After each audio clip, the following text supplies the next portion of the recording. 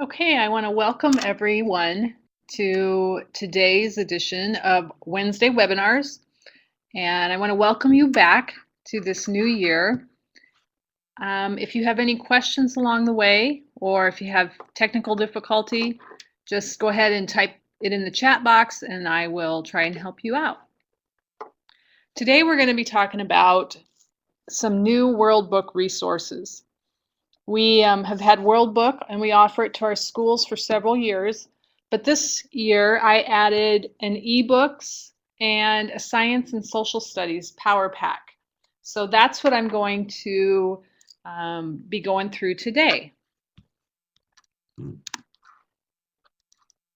The World Book, when you go to World Book, and I will take you out to the actual sites, I just want to cover a couple things before I do that. The modules are here, and in the last year, timelines were added a little over a year ago, and they have updated some of these previous modules. So if you haven't been into them, they might have a new look, and they just look fabulous. But I've added the ebooks here and the Science and Social Studies Power Pack down here.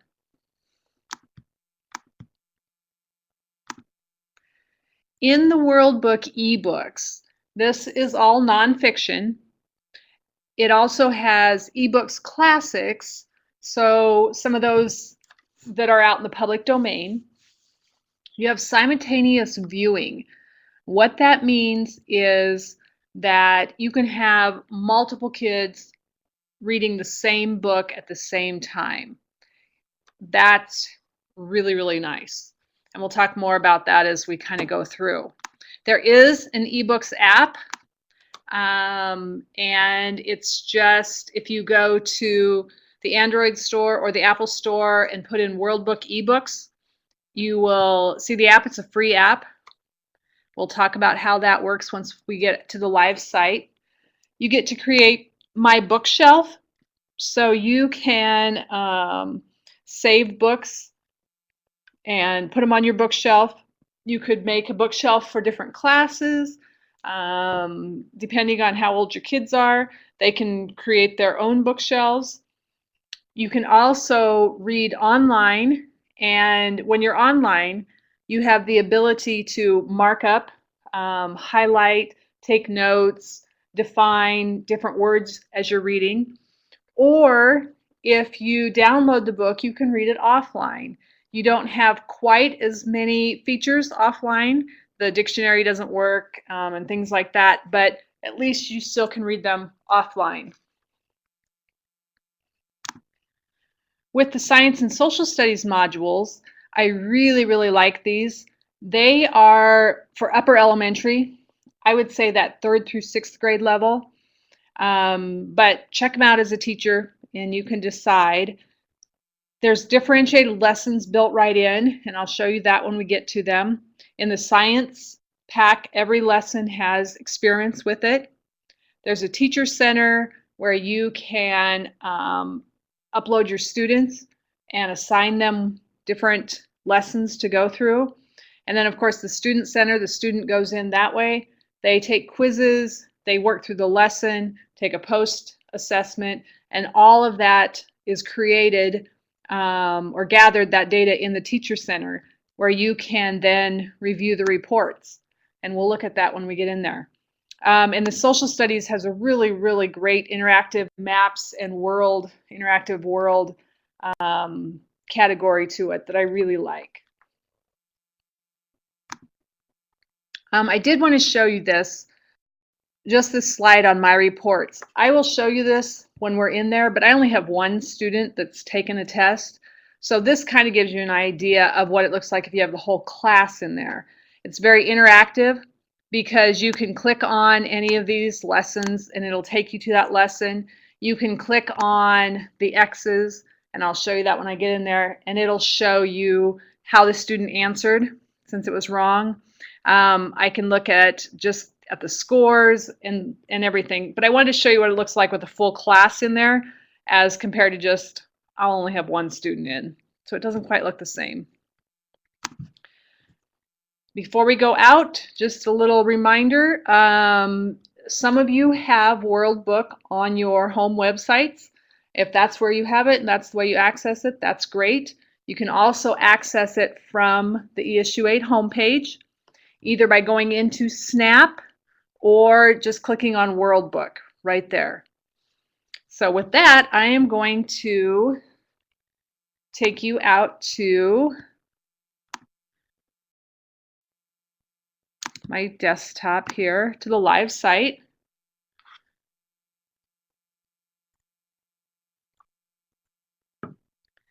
All right, so I'm at the eIssue 8 website, and I know I'm going right into World Book, so I'm just going to click right here. I can go through Snap. It's also accessible that way. We'll just go to World Book. Here's our front page with all the modules.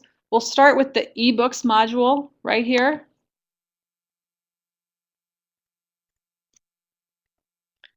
And this is what it looks like when you first land there. Now, I am going to suggest that right away you log in. If you have used the My Research from either the student or the advanced section of World Book and have created a My Research account, then use that same login because it's interchangeable throughout all the modules in World Book. And so that's what I'm going to do. So if you have really young students that don't have these My Research accounts, I'll talk about how you can make this accessible to them too. Oops.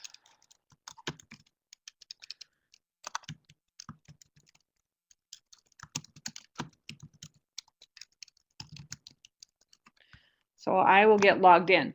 Now, the only thing, you can still search and look at the books and read them when you are not logged in or haven't created a login, but you won't have the My Bookshelf that I was talking about up here. And when I open a book and look at it and open it up to read here, it automatically downloads to my shelf. And that's really important because you have to put them on My Bookshelf here in the web browser before you can use the app. So if I go to the app and I log in, I can't download from that app. They have to be downloaded from the web browser site. So you could do it on a web browser like through Safari on your iPad, but you still have to go through the website in order to do the actual download. So it's available on the bookshelf. All right, so you can see there's a lot of subject areas here that you can search. You can also search by grade range, and then the eBooks Classics, and we'll come back to that in a minute. Across the scroll bar at the top here, they will have featured things. These have kind of been some September features. I think that there's a Labor Day one and so forth. So they always feature something. And then you can also browse by ebook series or just a topic. I am going to search frogs.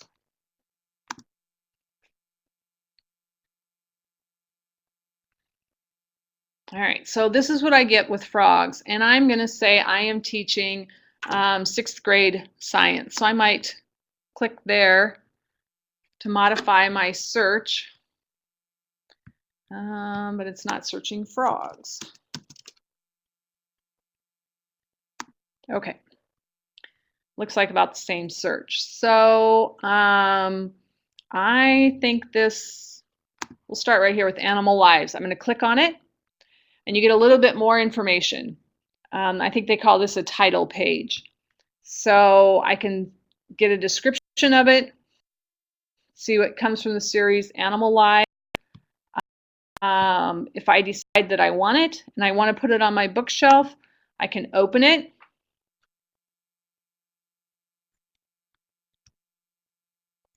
And here in the online viewer, this is where you can mark up as you read. So let's go in here a couple pages. So what are amphibians? And you see here that this is an interactive text already, because right here it will play.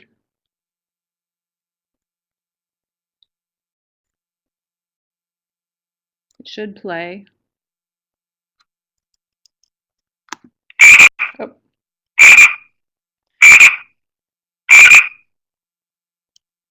Okay, it plays that frog sound. So if I'm looking through here and I want to highlight on something, I just, let's find something here. Highlight it like you normally would. And then I can make that a highlight. I can make it a note, or if I wanted to search or find something in the dictionary. But I'm just going to make a note about this. And I'm going to say, these are very loud. And then down here, if you notice, habitats was kind of bold, so I'm guessing it's a vocabulary word, but I don't know what it means. So I'm going to look it up in the dictionary. And here comes the word habitats, and it gives a definition for it. And so now I know what habitats mean. But that was something that I wasn't familiar with, so I'm just going to highlight it. So when I study, I know that maybe I need to highlight that. And I'm going to keep reading, and then this is where I stop before, at the end of class, I'm going to bookmark my page. Other things you can do, you can zoom in, of course, and you can go forward or skip to a certain page. But if you click here, this gives us a table of contents. And if I want to skip to somewhere, or I can go over here and look at all of the highlights and notes that I've taken. And so I can go back, and this is a great way to review. And I can see where I left off. I left off on page 7, so I know where to start next time. Or maybe I bookmarked that page because it had a really cool picture. So a lot of great features here that you can use once you're inside a book. Not all the books are interactive, like this one had the frog sound. Also, if I want to skip to a certain page, I can just type it in down here and push go. It'll take me to that page.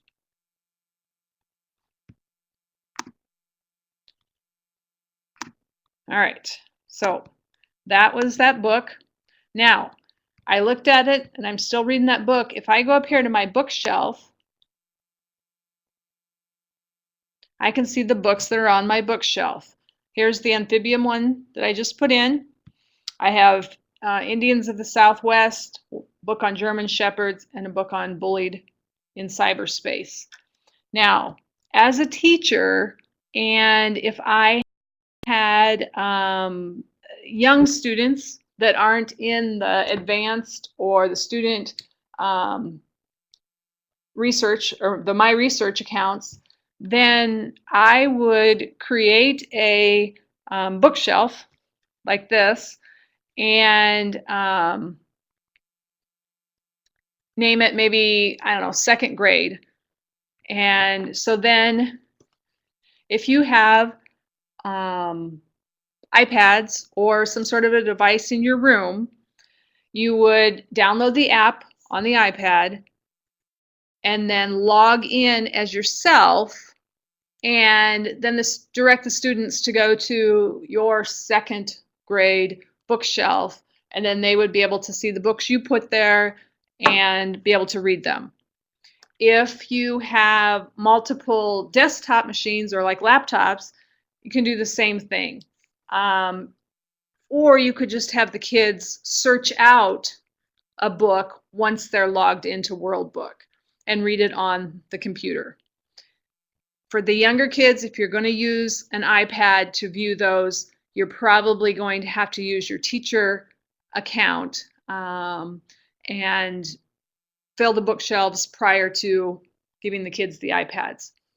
And you won't have to log in each time, because as long as your iPad and your computer are on Wi-Fi, they will sync up, and it allows you to save your login information. And so they should just be able to click on the app, and then the bookshelves will appear, and you can It's 4 o'clock.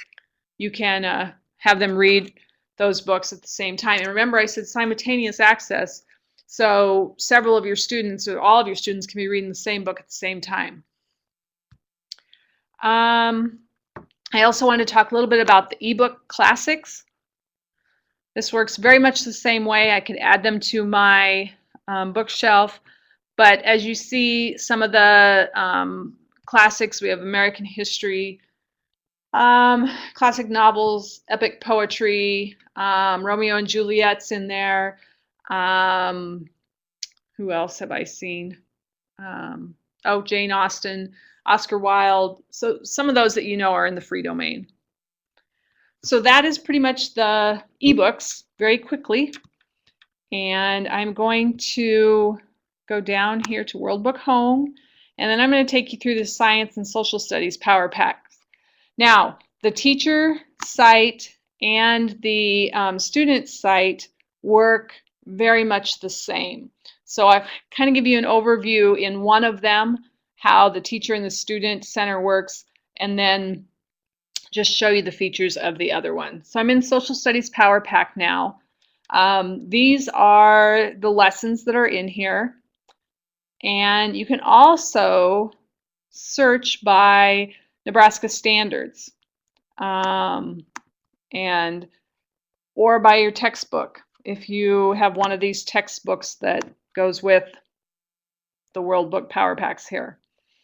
Some other things, the literacy tools that we have here. There's extension activities, graphic organizers. All of these things are used within the lessons, but you could go directly to those also. Down here, the geography and civics tools. This is where I said had the interactive maps and the Earth. But first, you can compare places. They have a compare and contrast map. Graphic organizers that's interactive, that's really, really nice. But the map skills, I'm going to click on that, and they have a whole, basically a separate module on different map skills that you can work through and or have your students work through.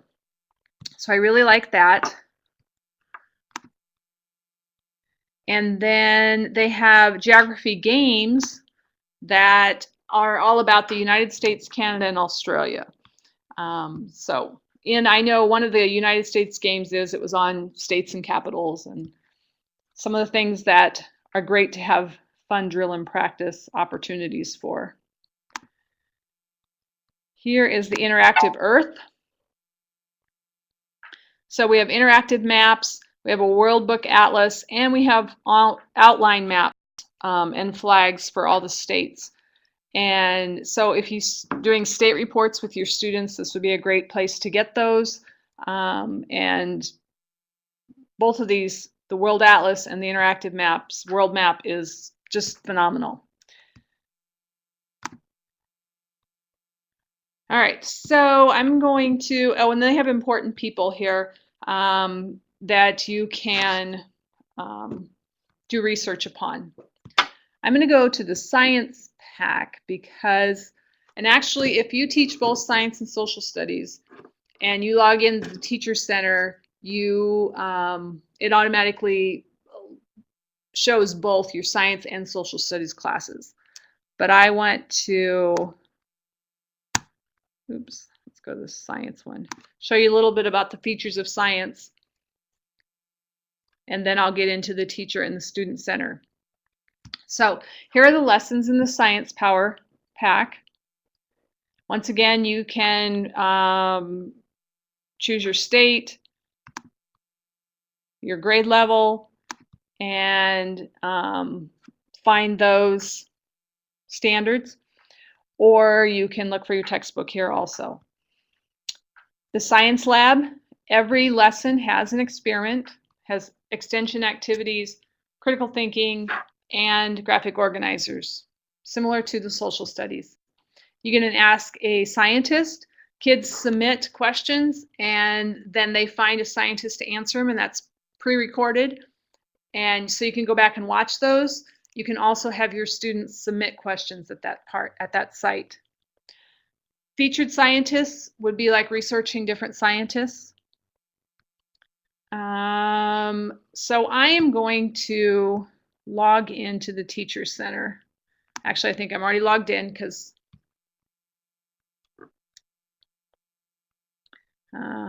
that wouldn't log me in. This would.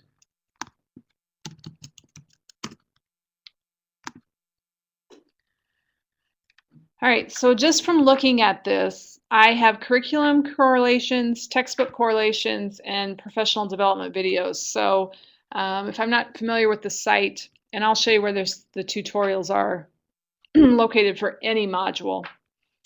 I can assign lessons and reviews here, look at the teacher guides, student guides, graphic organizers, download any of those. And of course, I can edit my profile. But if you see here, I have some classes started. I have a 5th grade science class and an animal science class in here. If I want to create a new class, oh, and up here along the top are my modules, or my lessons. If I want to create a new class, I'll just kind of show you how easy this is. I name the class. Oops. Let's try that again.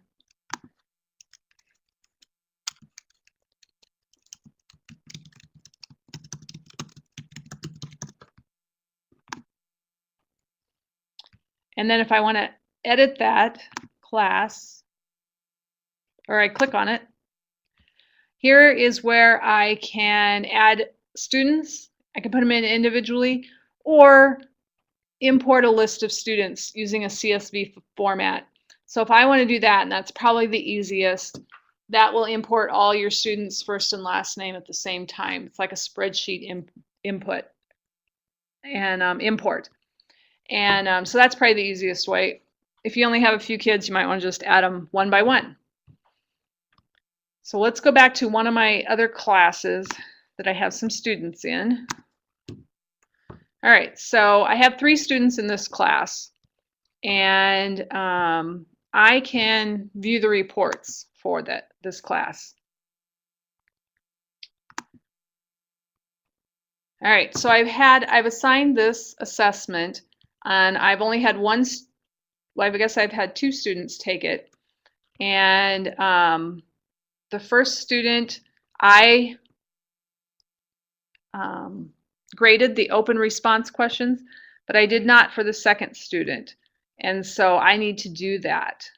So let's go and look at the open response questions.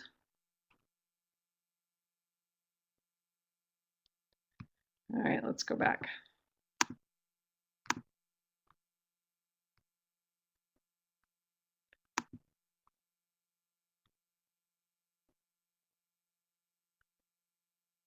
So I'm going to click on Jill's name. Here is the assessment she took. And so far she has a 5 out of 8, but the open response questions are pending. So I need to grade those. So the question was, the continents have always been the way they are today. And she said true, and her answer was, the question was, explain why you think this is either true or false. And she said the continents shifted. And so you can give her points over here. We'll give her 1 for effort. All right, and then this question, the second question, was already answered. She had to put in her marks, and you can see what she did correctly and what she did not do correctly. And here's another open-ended response. Please explain your answer. And she did a really good job on that one, so we'll give her 5 points for that. All right. So I'm going to move back to the Teacher Center. And if I move back to, oops, sorry, I need to be in 5th grade. To Jill, You see that she has 6 out of 10 for the open response questions. Now, I can go right here and look at the lesson to see what was covered if I want. Or I can check on another student. If I look at those reports, again, of multiple students, with only 2 of them taking it, you see how Jill's score has now changed. It's been updated. All right, so that's a little bit about, so I want to show you kind of what the lessons are. So I'm going to go out of the Teacher Center and go back to the Student Center. Okay, now I think this will let me log in as a student. We'll see.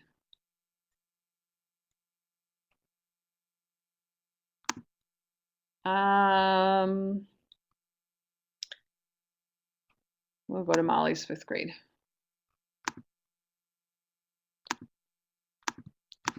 All right, it won't let me. We'll just go back to the Student Center. Basically will look very similar to what you see here. However, if I assign this living things to the student, they will see, and I'll show you that in 1 second. If you see this bottom, the social studies has a design on the bottom below the lesson also, and you see here the Lexile is a 420. If I go back up to the animal behavior above, the Lexile is a 670. So it's a differentiated lesson. It's the same content, but the Lexile of the reading materials is a lower level if you click here. And I'll show you, they look exactly the same. If I click on this one and I go in there, here's my lesson. It starts with the pre-assessment, vocabulary introduction, everything that, this is what a student, when the student goes in, what it looks like. Now, I want to go back and show you what the differentiated lesson at the lower Lexile looks like. Exactly the same. But once the student gets into it, it's going to be a little bit different. And let me show you what it looks like once they get in. So they would start with the pre-assessment, and then the vocabulary. I skipped Introduction. that. Babies know how to do some things. They know these things when they are born. No one has to teach a baby how to cry, for example. But babies have much to learn. All right, I'm just going to shut that off. So it will read everything to them if they want it to, or they can shut it off and read it themselves. As they go through, every page has a main idea check. So you can, do babies have to be taught everything they do? I think no, and it says no. So I remembered, I read it well. So then I can go on. And as they work through the lesson, there's videos, and however, I am not 100% sure the videos will play on the iPad. Some do, some don't. If they've got a flash, if they're flash based, you probably have difficulty. It says they should, but I was having difficulty with that. So the student works through the lesson, and there's a review afterwards, and then they can take the final assessment for that lesson. There's also a vocabulary quiz and an interactive quiz that they can take down here. At any time, you can download the whole lesson to an MP3 file so a student can listen to it.